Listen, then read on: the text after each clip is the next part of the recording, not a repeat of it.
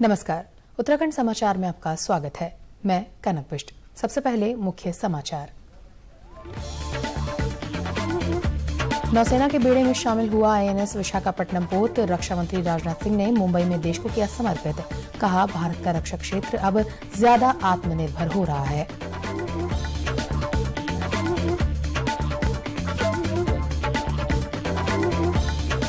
चंपावत जिले में स्वास्थ्य सुविधाओं को बेहतर बनाने के लिए स्वास्थ्य विभाग ने किया एमओयू। टेलीमेडिसिन और वर्चुअल ओपीडी के साथ ही एक्शन प्रोग्राम का होगा संचालन।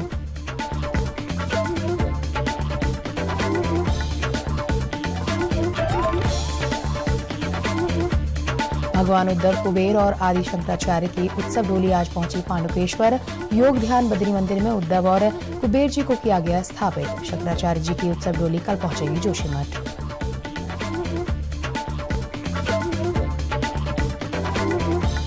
और विश्व मत्स्य दिवस पर रोजगार और पर्यटन संबंधी गतिविधियों को बढ़ावा देने के लिए बागेश्वर में एग्लिंग कार्यक्रम की शुरुआत। स्थानीय लोगों को विशेषज्ञों ने दी जानकारी।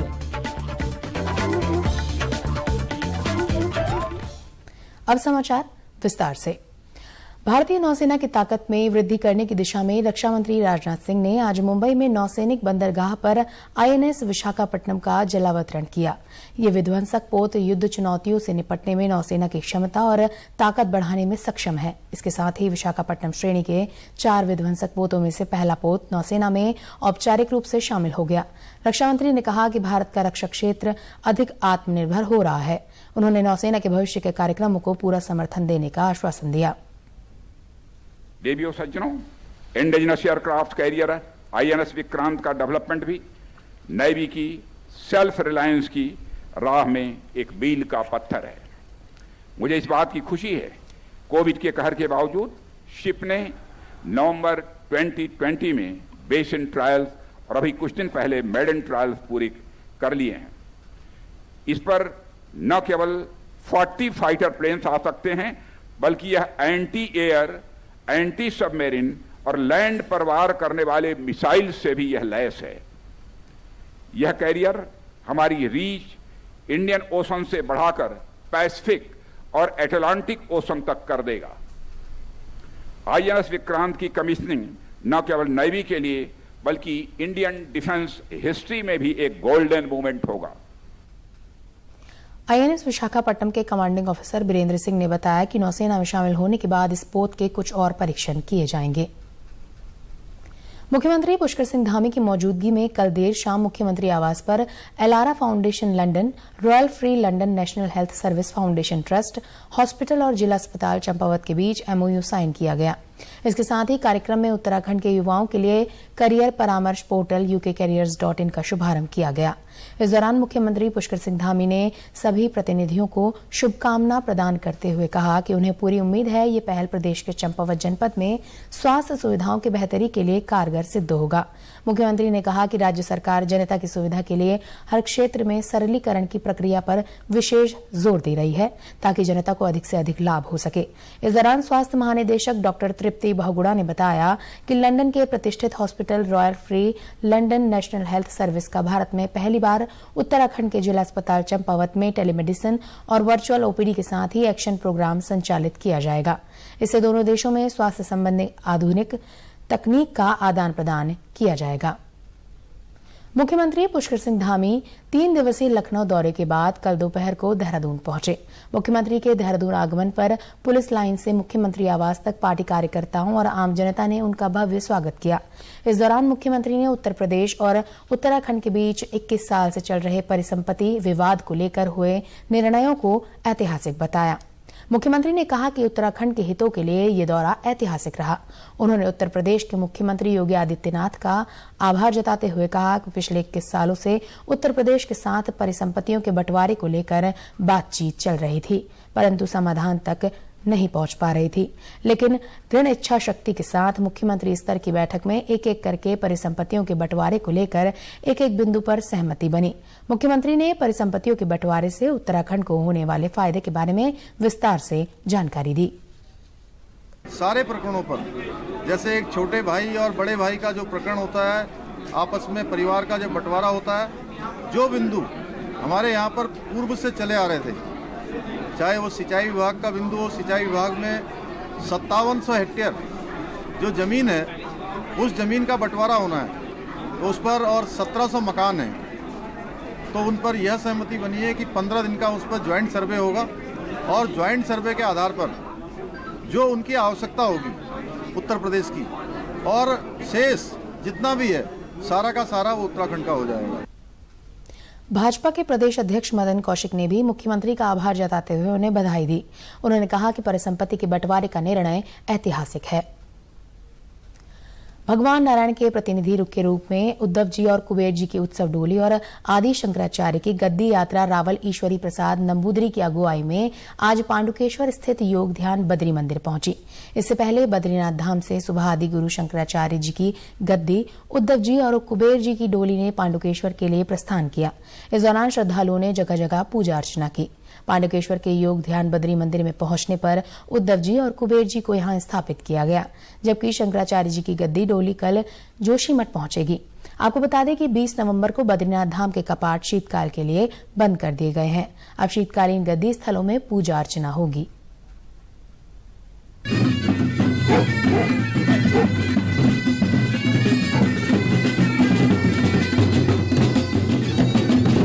कल भगवान श्री बद्रीनाथ जी के कपाट शीतकाल के लिए बंद हुए हैं और भगवान उद्धव जी और भगवान कुबेर जी की डोली पांडुकेश्वर पहुंच गई है। शीतकाल में जो भगवान उद्धव जी और कुबेर जी की जो पूजा अर्चना है वो पांडुकेश्वर में ही होगी, और जबकि आदिगुरु शंकराचार्य जी की जो गद्दी है वो जोशीमठ में भगवान नरसिंह मंदिर में ही विराजमान होगी, और उस गद्दी अर्चना पूजा अर्चना पांडुकेश्वर में जोशीमठ में ही होगी। यहाँ रुकेंगे एक छोटे से ब्रेक के लिए। आप कहीं मत जाइएगा, जल्द हाजिर होते हैं।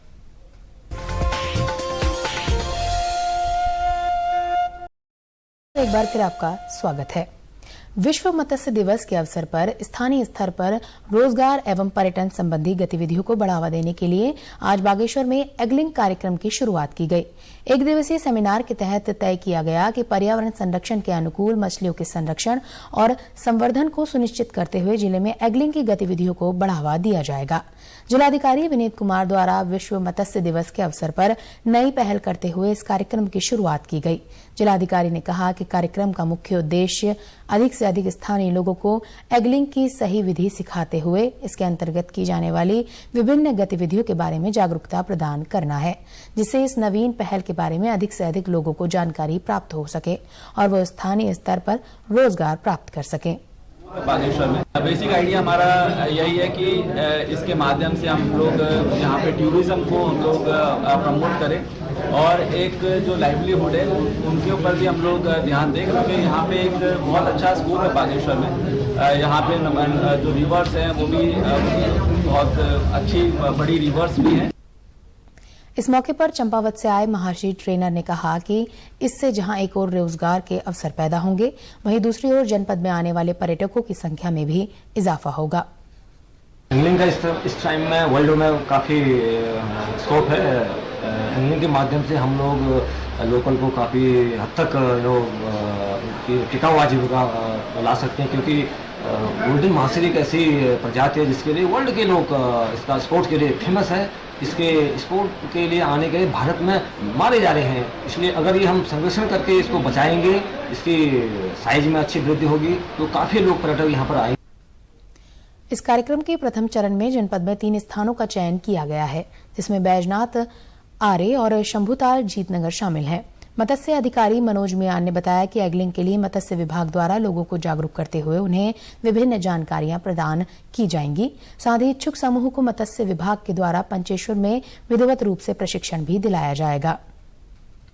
यहाँ हमारे पास जो है एंगलिंग की पर्याप्त संभावनाएं हैं, और जो है भविष्य में जो अगर हम, क्योंकि सबसे पहले हमें इस क्षेत्र को संरक्षित करना पड़ेगा। अगर हम इस क्षेत्र को संरक्षित करेंगे तो भविष्य में हमारे पास एंगलिंग की अपार संभावना होंगी और यहाँ के लोगों को इको टूरिज्म से आय भी प्राप्त हो जाएगी। युवा व्यवसायी मयंक खेतवाल ने कहा कि जिले में महाशीर के एग्लिंग की शुरुआत होने पर पर्यटन और रोजगार को बढ़ावा मिलेगा। जो हमारे भविष्य में बहुत अच्छी तरीके से डेवलप किया जा सकता है, क्योंकि हमारे पास बहुत नदियां हैं, सरयू, गोमती, बहुत बड़े बड़े पैचेस है, जिसमें महाशीर बहुत इजीली है अवेलेबल उस पर। तो इसको एक बहुत अच्छा टूरिज्म एक्टिविटी के तौर पे इसको बहुत बढ़ावा दिया जा सकता है, जो इकोनॉमिक तौर पे भी बहुत आगे ले जा सकता है लोगों को, इस शहर को, और हर तरीके से अच्छा ही है, क्योंकि एक वाटर स्पोर्ट डेवलप हो जाएगा हमारे शहर में। वहीं पालिका अध्यक्ष सुरेश खेतवाल ने जिलाधिकारी की नई पहल की प्रशंसा की। उन्होंने कहा कि पर्यटन और रोजगार की दिशा में ये पहल कारगर साबित होगी, क्योंकि इसके माध्यम से हम पर्यटन को बढ़ावा भी दे सकते हैं और जो हमारे यहाँ बेरोजगार युवा है उन लोगों को रोजगार भी मिल सकता है, क्योंकि यहाँ पर अगर विदेशी टूरिस्ट आएंगे या बाहर के टूरिस्ट आएंगे तो कहीं ना कहीं बागेश्वर को इसका लाभ भी मिलेगा और यहाँ के युवाओं को रोजगार मिलेगा। केंद्र सरकार की प्रधानमंत्री स्वामित्व योजना गांव के लोगों के लिए बेहद फायदेमंद साबित हो रही है। इस योजना के तहत उन लोगों को जमीन का मालिकाना हक मिल रहा है जिनकी जमीन का सरकारी आंकड़ों में कोई रिकॉर्ड दर्ज नहीं किया गया है। इस योजना के तहत मानचित्रण और सर्वेक्षण की आधुनिक तकनीक साधनों का इस्तेमाल किया जा रहा है। देश के विभिन्न स्थानों के साथ ही चंपावत जिले की सभी 5 तहसीलों में स्वामित्व योजना के तहत भूमि सर्वेक्षण का कार्य किया जा रहा है। जिले के टनकपुर और चंपावत में ड्रोन कैमरे से सर्वेक्षण कार्य पूरा हो गया है।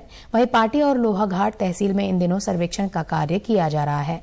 जिले के अपर जिलाधिकारी शिवचरण द्विवेदी ने बताया कि राजस्व और पंचायती राज विभाग के संयुक्त रूप से इस योजना को सर्वे ऑफ इंडिया के माध्यम से क्रियान्वित किया जा रहा है। इस योजना का उद्देश्य गांव में परिसंपत्तियों को लेकर भ्रम और विवादों को सही करना है।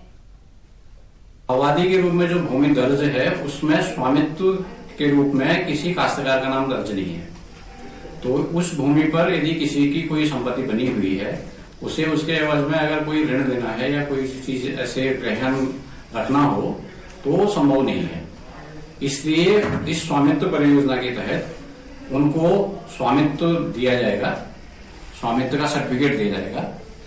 हमारे इस जिले में कुल 691 राजस्व गांव हैं, जिनमें से 665 गांव ऐसे हैं जिनमें आबादी श्रेणी में, चाहे वो श्रेणी 6-2 हो या 10-2 है, भूमि दर्ज है।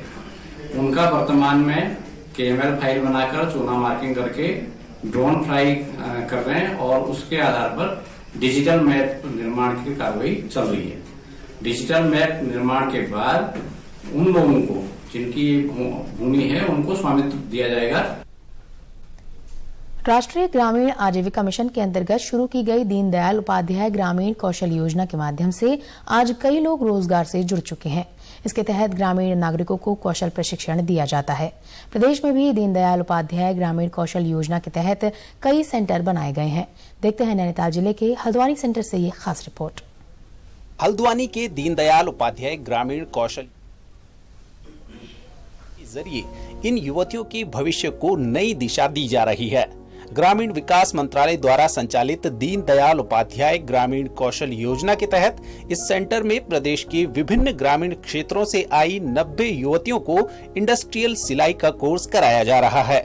इसके बाद उन्हें प्लेसमेंट भी दिया जाएगा। यहाँ पे BPL बच्चों को हम लोग गांव के क्षेत्र से उठाते हैं और इन लोगों को ट्रेन करके हम लोग अलग अलग जगह पे प्लेसमेंट में भेजते हैं। जैसे मध्य प्रदेश, त्रिपुरा, यहाँ पे अलग अलग फैक्ट्री में इन लोगों की प्लेसमेंट दी जाती है। प्लेसमेंट के तहत इन लोगों की सैलरी भी मिल जाती है, अच्छी खासी सैलरी मिलती है। इनके साथ साथ रहना खाना इनका बंदोबस्त भी हम लोग करते हैं। अभी यहाँ पे फिलहाल 90 बच्चे हैं।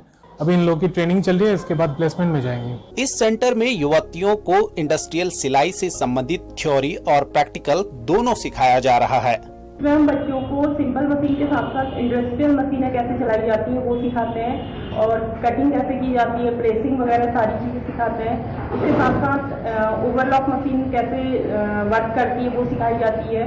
एम्ब्रॉयडरी मशीन, पीको मशीन, ये सारी चीजें हम बच्चों को सिखाते हैं। और उसके साथ साथ उनको इंडस्ट्रीज में रह के कैसे वर्क करना है, कैसे अपने एरिया को मेंटेन करना है, ये सारी चीजें भी इन बच्चों को सिखाई जाती हैं। और अगर कोई भी किस तरह से अपनी केयर करनी है इंडस्ट्रीज में वर्क करते समय, ये सारी चीजें ट्रेनिंग पीरियड में बच्चों को सिखाई जाती है। इंडस्ट्रियल सिलाई का कोर्स कर रही युवतियों का कहना है कि इस योजना के तहत उन्हें रोजगार परक ट्रेनिंग देने के साथ ही अन्य सुविधाएं भी दी जा रही हैं। मुझे ये पता चला है कि किस तरीके से हम BPL कार्ड, जो बहुत गरीब खानदान के बच्चे होते हैं, उनको आगे कैसे प्लेसमेंट मिल सकता है, जॉब मिल सकती है।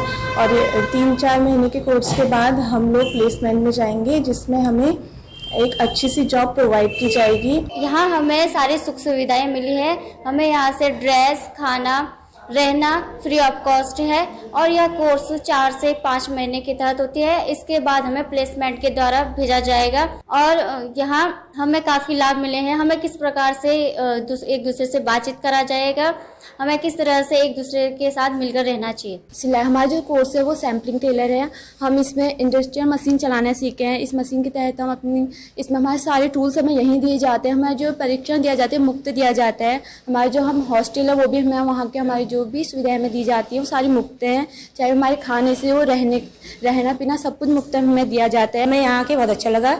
हमें सैम्पलिंग के साथ साथ हम इंडस्ट्रियल मशीनें चलाने भी सीखे हैं। हम कंपनी के लिए ट्रेंड हो चुके हैं और हमें 3 महीने हो चुके हैं ट्रेनिंग में। और हमें हॉस्टल में भी सही सुविधा मिलती हैं और सेंटर में भी हमारे सेंटर मैनेजर सर और सभी क्या कहते हैं अच्छे बिहेव करते हैं, सब अच्छे हैं। और हमें इंडस्ट्रियल मशीनें चलाने ट्रेंड हो गया है। और उसके अलावा भी हम IT class, soft skill class और कंप्यूटर चलाना, बेसिक कंप्यूटर भी सीख गए हैं। दीनदयाल उपाध्याय ग्रामीण कौशल योजना साल 2014 में शुरू की गई थी।